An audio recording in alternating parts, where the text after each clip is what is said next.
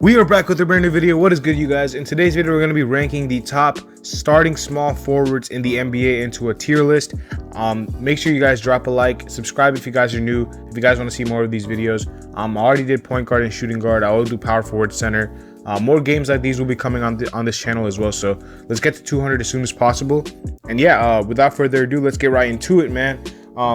There is 5 tiers in here. Again, I did not make the tiers. I did not, put which player was in what tier. All I did was just open up, a Google and look up a starting small forward tier maker, and this popped up, so I'm using it.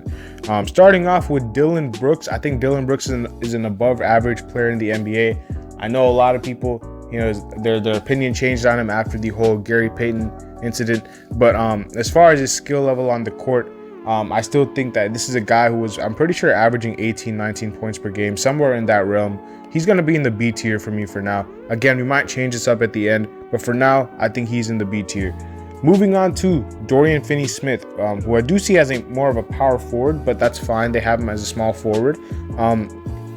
As of right now, I think he is in a tier below Dillon Brooks, so I would put him at a C. I think Dillon Brooks is in one tier above him, but I don't think the gap is that huge where, he's in a D tier. But he's still a very solid player, but he's nothing, above average to me. I think he's just a very average player, role player, in my opinion. Andrew Wiggins, I do want to put him in the A tier. I think I will put him in the A tier because I think he has gained a lot of respect. He has, a lot of people were doubting this man after his first couple seasons in the NBA, but I think after he won the championship, he proved to the world how valuable he was to that team and how valuable he is as a player in this league. So I think he is in the A tier for sure. Franz Wagner, I think you got to put him in the B tier after a very stellar rookie season where he averaged 15, 7, and whatever. He was a very, very bright spot on that Orlando Magic team. I knew he was going to be good because he's just a very high IQ player. I didn't know he was going to be that good in his rookie season, but he impressed me a lot. I think that he deserves to be in that B tier, as does Lou Dort. Shout out to him for getting that big bag. Definitely worth it in my opinion.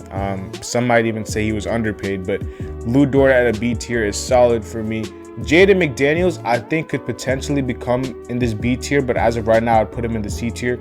He is one of my candidates for most improved player because I think that this guy, when he came into the league, he reminded me a lot of Michael Porter Jr. with his game. 6'11", but can create a shot, has guard-like skills. Hasn't really, unleashed them yet because he had a lot of people in front of him. But Jaden McDaniels, there's a reason that they didn't want to give him up in that Rudy Gobert trade because he was that good. Lauri Markkanen, I'm putting him in the same tier as Dorian Finney-Smith. I'm putting him in the C tier. I don't think he is, on the level of any of these 3 guys up here. So I think I'm going to put him in this tier, particularly because of the defense. I think the defense is very questionable. He still has offensive game, obviously, but I think the defense, him not really being the best two-way player, kind of brings him down a notch. Chris Middleton. I think Chris Middleton is in the same category. I think he's better than Andrew Wiggins, but I don't think the gap is huge where I have to put him in the S tier. I think A tier is pretty fine for Chris Middleton. Obviously did not play in the second round, and maybe the series would have been different if he played, but he is one of the best role players not role players. He's one of the best complementary pieces in NBA history. What he did to help Giannis and the Bucks win the championship, I think deserves a lot of praise. Bennedict Mathurin is very tough to predict because he hasn't played a single game in his rookie year yet. So it's between these two for me, the B tier and the C tier. Again, I'm not really too sure, where I should put him at, but if I'm projecting where I think he's going to be, I think Ben Mathurin's going to be in the B tier. And I'm being a little bit biased, I think, because he's my favorite player in the draft. So, I have to put him in that, in the B tier because I just think that, he's going to have a great season in Indiana. Not too much pressure on him. He's just a guy that's very NBA ready. I think he's in that B tier for sure. Mikal Bridges, I wish there was a tier below, between B and A, because I think he would slot right into this tier. I might put him in A, I might put him in B. Just know Mikal Bridges is on the cusp of becoming an A tier small forward. I think he's better than all these 4 guys on the B tier, but I don't think I can put him on the level of Wiggins and Middleton yet. So I might just make a tier saying, what's it called? I might make a tier saying, I don't know what I'm doing right now. Sorry. I might make a tier saying tier between A and B. So I think I'm just gonna do that right now, between A and B, and then add a row below. And I think that should work. And I think, okay, I don't know. I think I accidentally renamed the A tier, but basically, Mikal Bridges will be in this new tier, and I'll rename this back to A. So let's rename this back to A, and let's get back on track. This will just be called new. I don't really have the energy to rename that tier. Michael Porter Jr., I think, is in this tier as well. I think he is not quite at the A tier yet. I think he has the potential to be in that A tier, but obviously last year was tough because it was an injury year for him, and it wasn't the best year. It wasn't the best year. So I think Michael Porter Jr. at a between A and B tier is solid for now. Jason Tatum, you have to put him in the S tier after his performances last season. I know in the finals he was pretty inconsistent, but I think leading up to that, leading his team to the finals, that deserves a lot of credit. The Boston Celtics had a massive turnaround last season, and I think Jason Tatum obviously was a big part of that.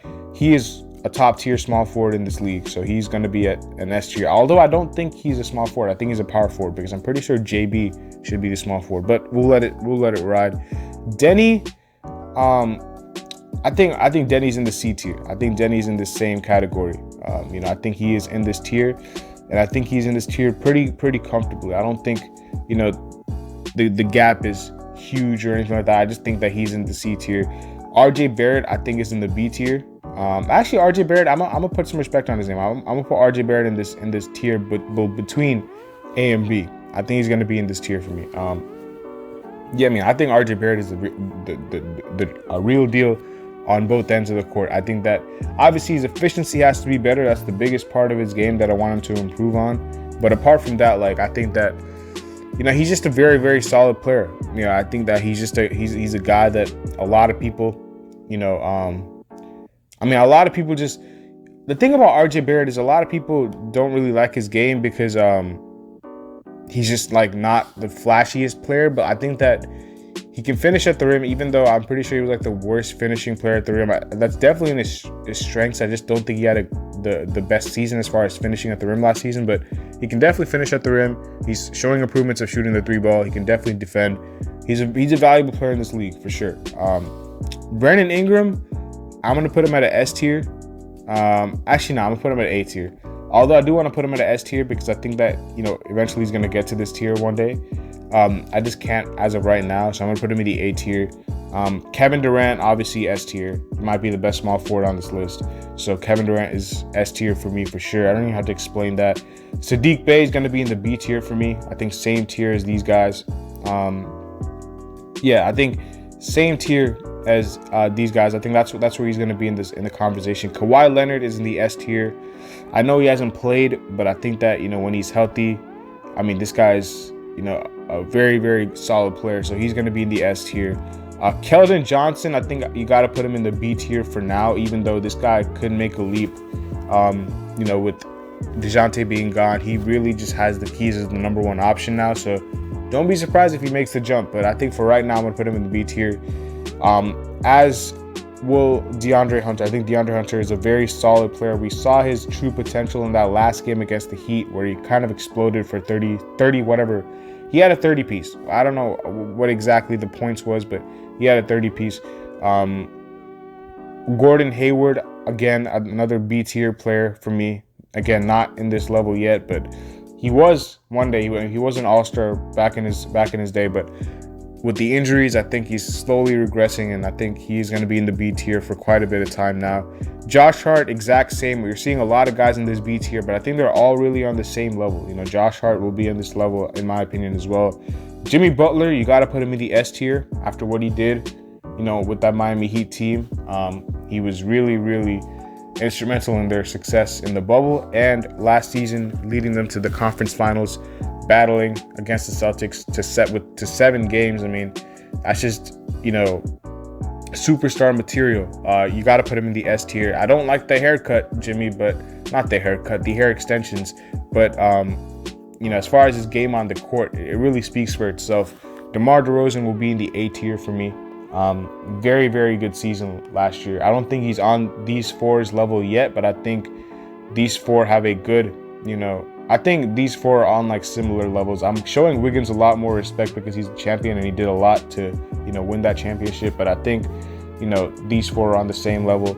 Eric Gordon, I mean, I was thinking about putting him in the D tier, but I think a lot of that is due to his performance in Houston. So I'm going to put him in the C tier for now. Yeah, I'll put him in the C tier. Although I might move him down to D.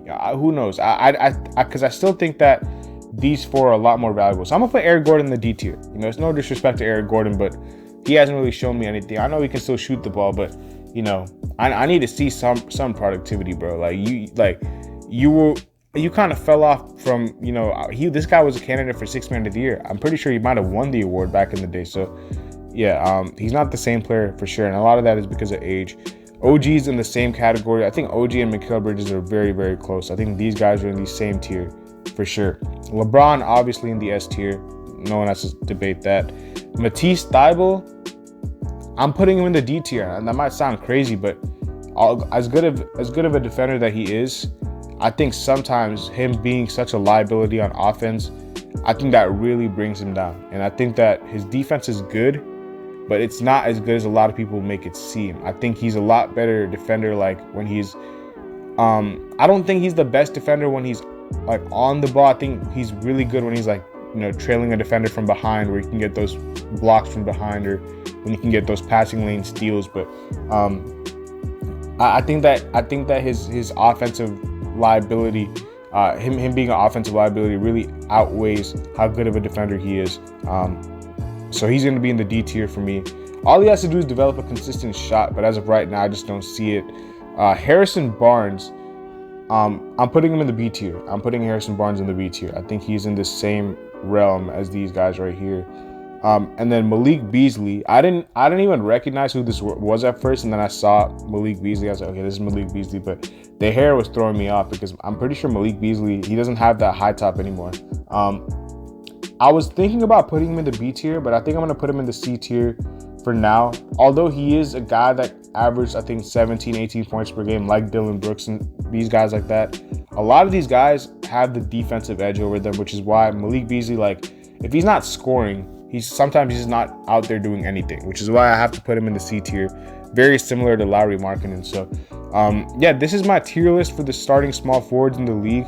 You know, obviously, I haven't really made an order as far as, like, let's say on the S tier. I'm not saying Kevin Durant is certified number 1 and LeBron is number 5. I'm just putting these guys on the same tier. So don't read too much into where they are on the line. But this is, you know, my tier list. I'm pretty happy with it. Let me know what you guys think about it in the comment section below. Let me know where you think your favorite player should be. And yeah, I will be back doing power forward, centers. So stay tuned. I'll see y'all later as always. Peace.